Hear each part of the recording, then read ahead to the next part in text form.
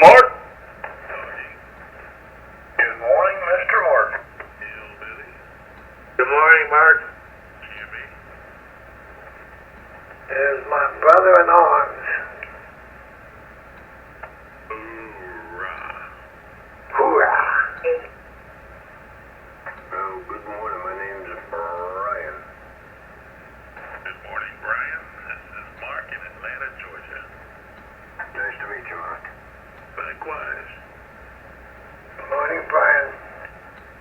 Good morning. My name is Michael J. I'm located in the city of Philadelphia. Hey, Michael J. I'm up here in Derry, New Hampshire.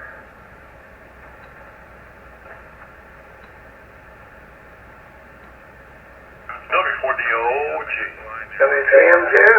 W4BUZ. N5, good question. This is WVAUSA in the state of confusion. Hey,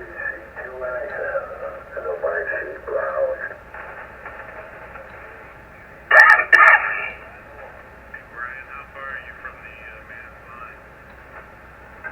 N1YXE. I'm about, about 15 miles. Oh, okay. Well, I was born in a little town called Lowell, right up there. Oh, did you say Lowell? Yes, sir, Lowell. I was born in the same city. Okay. Yeah, right beside the river. You guys could be twins. We could be separated at birth. You never know. Small world, man. I was born in Lowell, and I spent the beginning of my childhood years, about half of them, in Framingham. Yeah, I migrated up to New Hampshire in about, I don't know, about 88. I think I moved to New Hampshire. It's a beautiful place. It's about the same as Massachusetts where I am now, though. Yeah, but without the lousy politics. Exactly.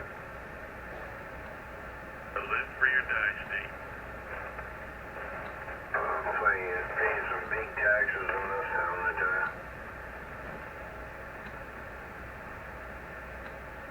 Live free or die, just pay your property taxes.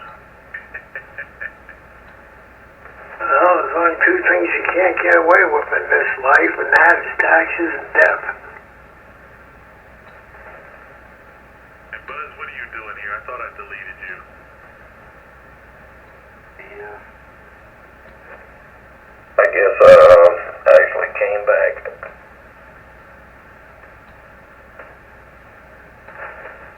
You've been riding down the road there looking for that 990. Well, all he's got to do is come in here and ask Titan if he can have it.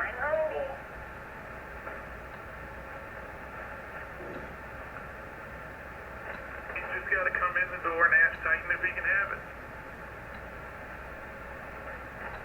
Hey, Buzz. I just have to go up there with a T-bone. I'll do it for you, Buzz. Got to give him a chance to go buy an Icon. I would burn my house down before I put an Icon in it. Damn, man.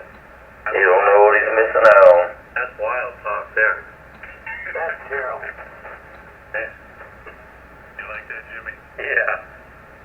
You could always get you a Zazu. I got one. I'm sorry. Mark loves Kenwood. I'm with you, Buzz. But I got a Yazoo. Well, you know, it's all I can afford. I've got it. The only Yaesu that I own is because Yaesu was the only one that was making them at the time.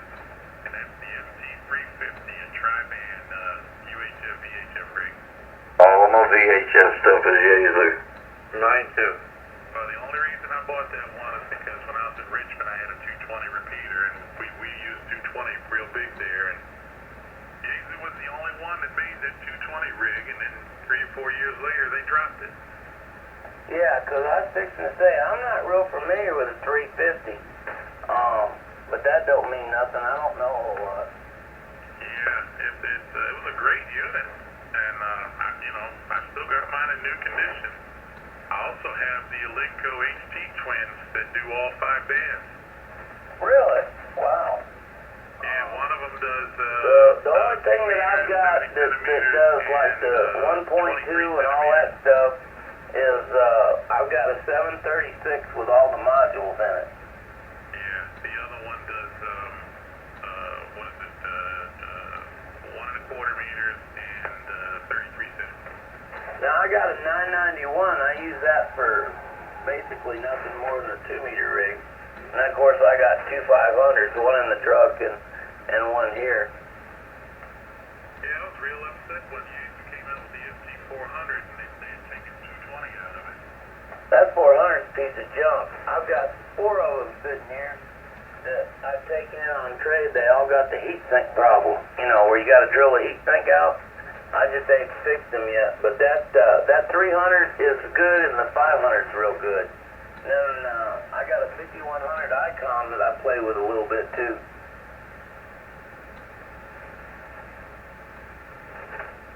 I won it at a show or I would have never got it. Well, now I'm down here in Georgia. They don't seem to be too big on 220 down here, so I've got several 220 rigs I'm probably going to just let go of soon. We don't do nothing but 2 meters here.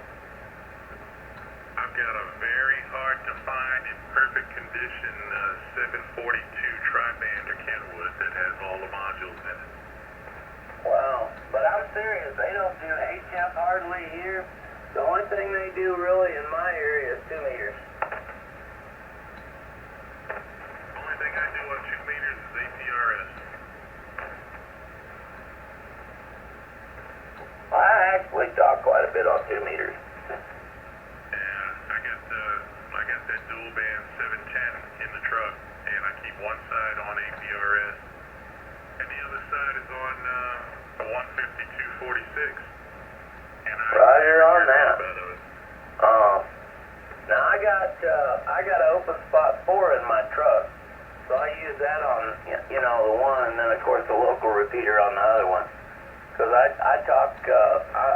I'm part of the bunch up in Montgomery, and they all on the Alabama link, so I talk on that, DMR, whatever the hell it is, not digital radio. Yeah, I've got a Zoom spot in my truck that's been in there for years. I've got the tri-band Anytone that does DMR and 2 meters, 440 and 220. And that's what I only use that for DMR and GMRS. Somebody's loading up. Big time. Hey, Wild Bill, Yes, sir. you run PMR?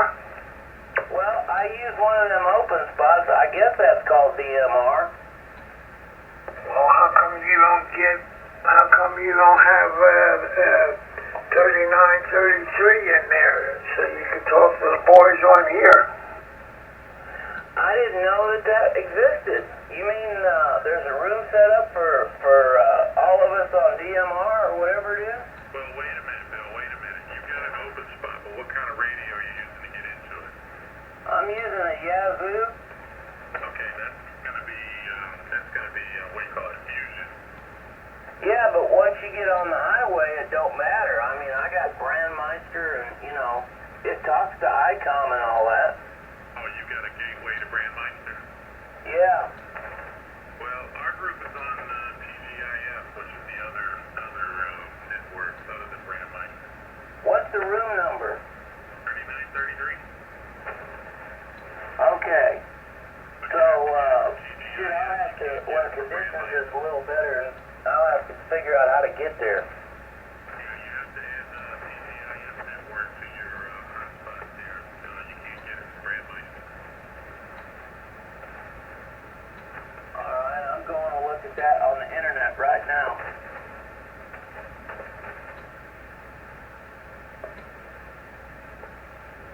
Well, I'm going to say there's a whole bunch of guys on there. I'm on there all the time. And there's a few other people. And I talk to a man. I talk to a guy from England about an hour every day on it. So forth and so on. So a nice thing to have. I love it. A lot of people don't, but I do. Yeah, I see Jeff on there on occasion. Kevin's on there. Dog's there every once in a while. I'm usually listening to it on my hotspot in the house.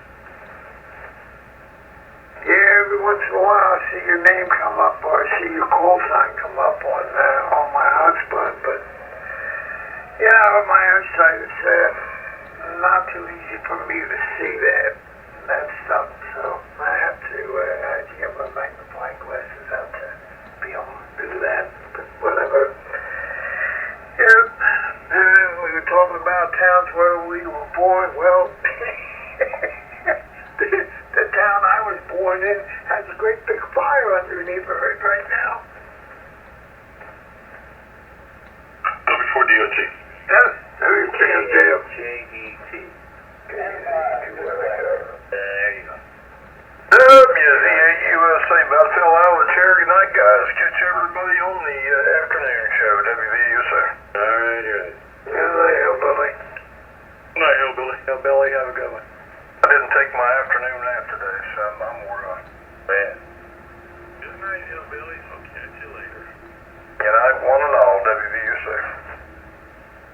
All right, Steve is late. Where is Steve? I don't think Steve's going to show up tonight. Yeah, he's late. He should have been here 10 minutes ago. You think he's going to show up, Doggy? It ain't looking good. Yeah. Where's Ozzy? Ozzy. All aboard. Was he on 40 today? I did not hear him. No, I don't know if he was in there or not.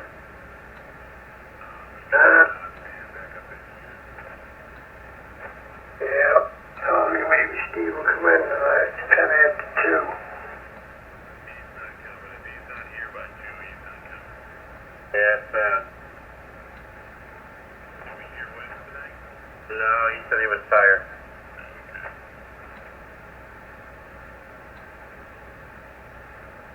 Well, I hope to finish an announcing later today. The part's supposed to be here from Rock Auto by 2 o'clock.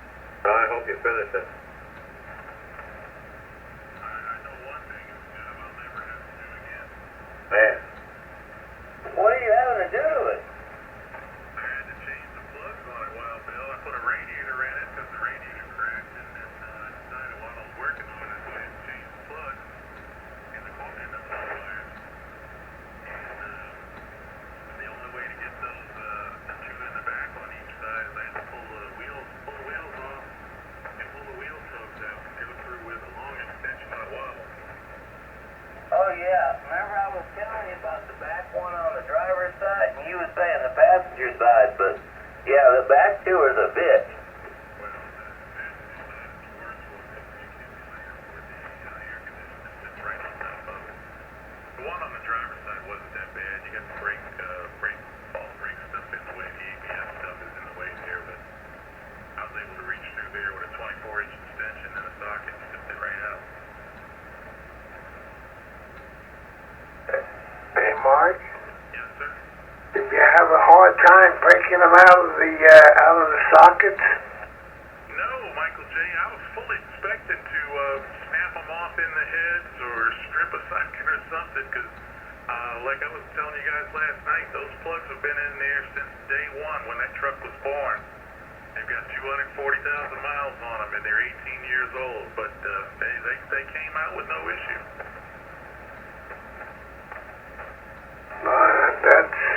That's amazing.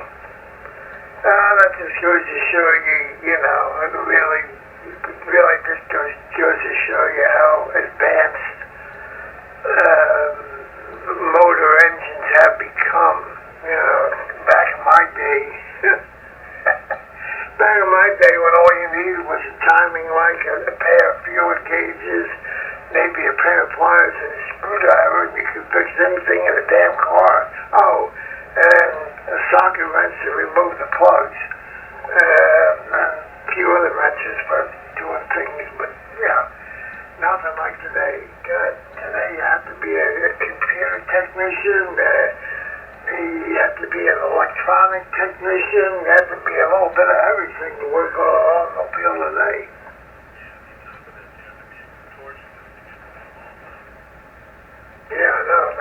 do that on purpose because they want you to take it into a mechanic where they can charge you an arm and leg. Well, that's just like BMWs and Mercedes. They don't even put oil dipsticks in them anymore. They want you to take it into the dealer.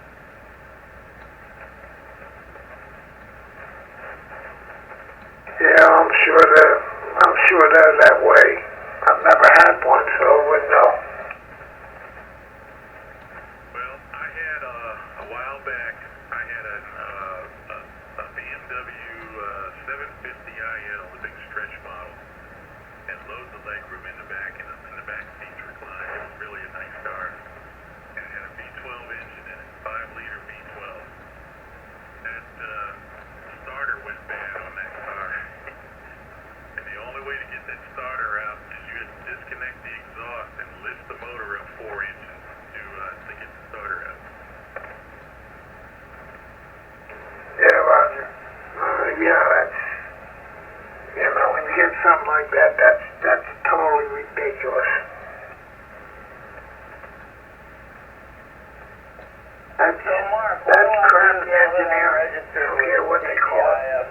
Maybe it's engineering purposely done so you have to take it back to them. I know. I've got it loaded on the computer. What do I do with engineer all through my life? That to me, that would be crappy engineering. Yeah, right. Hey, I heard you too, Wild Bill. You guys double, but I actually heard both of you together. I'm not really familiar with the open spot. You probably need to talk to Jeff because I know he does open spot. But what you need to do is set up a gateway to the TGIF network. Okay, I'll do that tomorrow. I can do that, I think. Yeah, if you want to continue to run Brandmeister, you have to use a gateway. If you only want to use TGIF, then you can set that up as a lone network. But if you want to be able to use both, you have to set up a gateway. Alright, I'll have to figure out how to do that. I don't think it's rocket science, but, I don't do open spot. I've never messed with them. Yeah, well, I like open spot because they're simple. Well, hopefully setting up the gateway will be a simple thing, too. I always use the little Zoom spots for the dual band spots that come from China and set those up. But, I've been doing those for a long time, so I'm pretty familiar. Well, it can't be too complicated because there's a lot of people doing it, so. Alright, I'll have to investigate that. Yeah, but if you get TGIF set up on there, on your open spot, then all you gotta do is add the talk group to your radio, 3933, and come on in. Ragchew.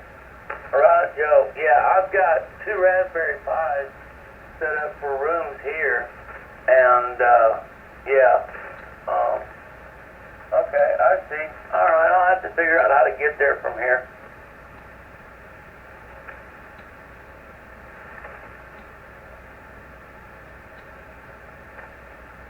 And what I was saying earlier about the spark plugs, I think